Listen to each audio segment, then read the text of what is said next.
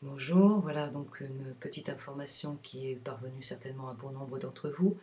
La chaîne KTO va diffuser un documentaire sur la communauté des Béatitudes. Ce documentaire sera diffusé le 3 février. Voilà ce qui est écrit en ce qui concerne ce documentaire. Affaires de mœurs, dossier au prud'homme, défaillance de gouvernance. La communauté des Béatitudes, en pleine restructuration, accepte de lever le voile sur ces scandales. Pourquoi la communauté des Béatitudes n'est pas dissoute? Comment des problèmes d'une telle ampleur ont-ils pu se multiplier? Voilà donc le sujet du documentaire. Vous noterez qu'on ne parle jamais et qu'on ne se pose jamais la question comment la communauté des Béatitudes compte éventuellement réparer les conséquences de ces actes sur différentes personnes qui ont été outragées, soit par des techniques manipulatoires, soit par éviction de la communauté à cause de dénonciation de dérives sectaires ou plus. Vous remarquerez qu'on vous annonce que la communauté des Béatitudes est en pleine restructuration.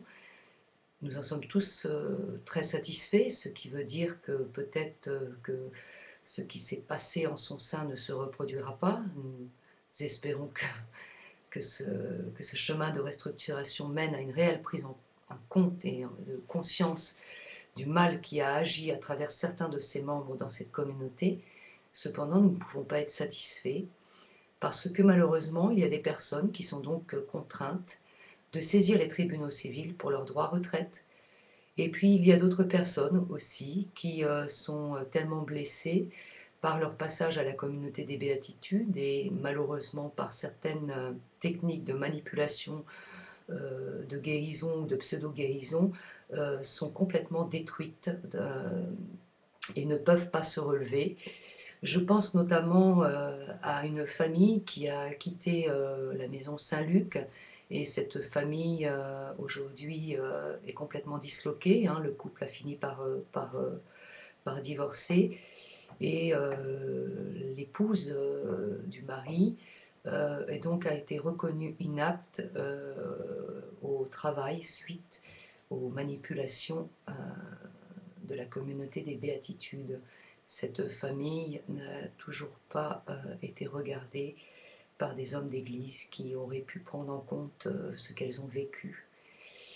Alors, je veux bien qu'on restructure et qu'on redresse tout ce qui est tordu, mais honnêtement, je ne crois pas qu'on puisse le faire et je persiste dans cette voie sans une réelle prise en compte des souffrances des individus qui ont servi cette communauté, qui sont venus la servir à cause du Christ et qui se sont retrouvés dans des situations, je dirais, qui ne sont pas dignes de, de l'Église, qui ne sont pas dignes de l'Esprit du Christ.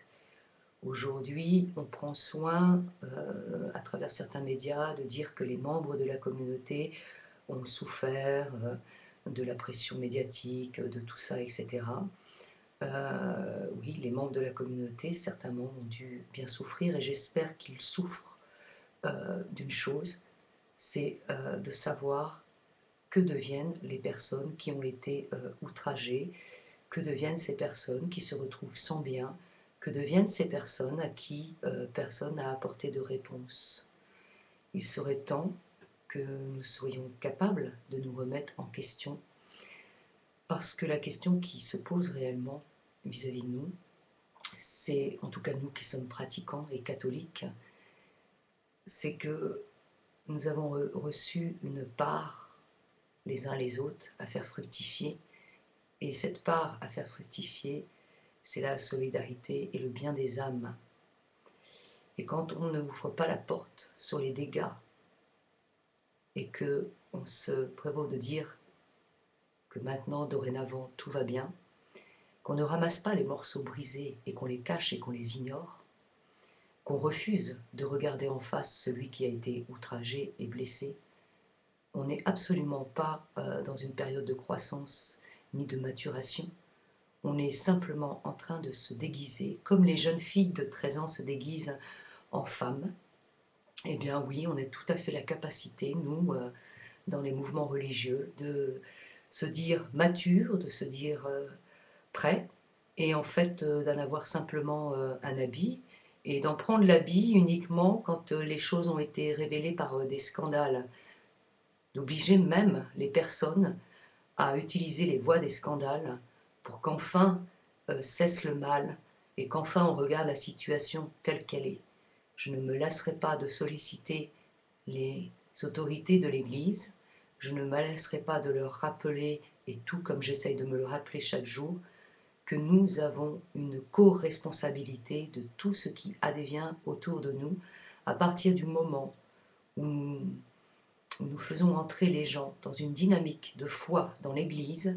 Nous sommes responsables les uns des autres et nous ne pouvons pas simplement, après la guerre, reprendre notre costume et nous dire « ça y est, tout va bien ». Non, tout ne va pas bien.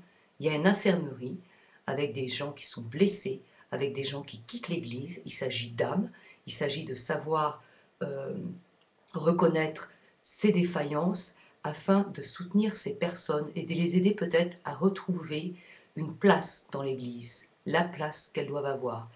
Alors, on peut aller chercher, souvent on va chercher les pauvres et les malades dans d'autres pays, c'est beaucoup plus facile de prendre l'avion et d'aller très loin pour dire qu'il y a de la misère humaine. De la misère humaine, il y en a dans notre Église de France. De la pauvreté, de la souffrance, il y en a dans notre Église de France. Il serait temps que nous nous convertissions. Il serait temps que nous nous penchions sur ce que nous avons fait et sur ce que nous voulons absolument ignorer. Je rappelle que la vie spirituelle est vraiment enracinée dans un réalisme spirituel dans lequel il nous faut agir, dans lequel il nous faut, avec précaution, être capable d'annoncer une parole. Et la parole, c'est celle du Christ qui vient chercher les gens et qui les réhabilite dans leur dignité d'enfants de Dieu. Toutes les personnes qui ont été outragées par la communauté des béatitudes ont besoin d'être réhabilitées comme enfants de Dieu, mais aussi enfants de l'Église. On ne peut pas simplement dire « eh bien, c'est pas grave, il y a perte et profit ». Cela ne peut pas exister. On ne peut pas se dire qu'on veut absolument sauver une communauté sans vouloir sauver le mal qu'elle a fait par le fait de le réparer concrètement.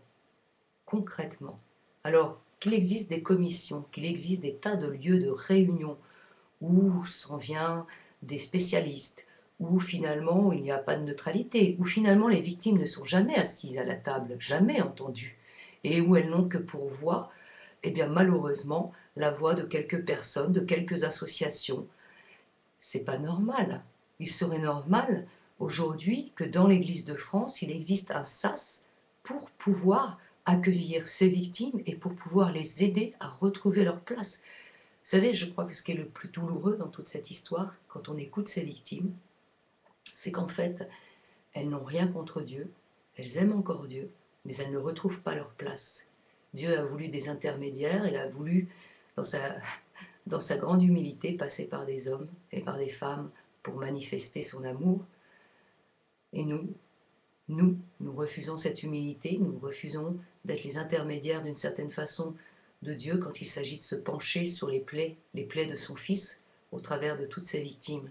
C'est un outrage que de continuer à persister, à ignorer le cri de ces victimes, les douleurs qu'elles vivent, et l'ignorance et la honte dans lequel on les laisse.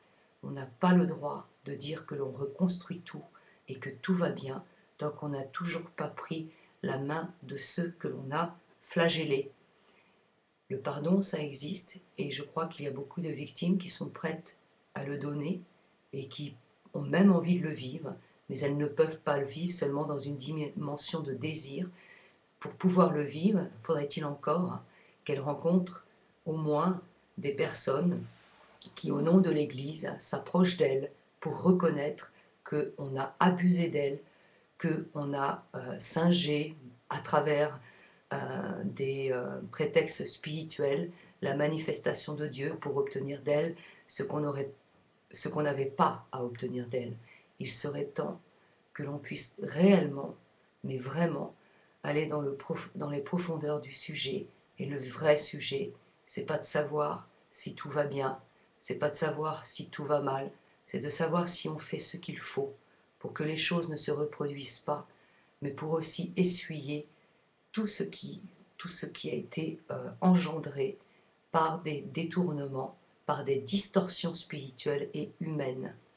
J'espère et je souhaite qu'il y ait davantage de personnes qui se manifestent pour faire entendre la voix de ces victimes et qu'elles se manifestent dans un souci aussi, je dirais, évangélique, d'interpeller les autorités d'Église pour se faire porteuses, non pas de notre message personnel, mais porteuses des plaies que l'on essaie de cacher et d'ignorer. Il n'est absolument pas question que, en ce qui nous concerne, nous baissions les yeux sur les plaies que nous avons vues. Et j'espère et je souhaite vraiment qu'il se passe dans le sein de notre Église, par l'intermédiaire des autorités d'Église, une réelle réflexion qui amène à une action réparatrice et concrète.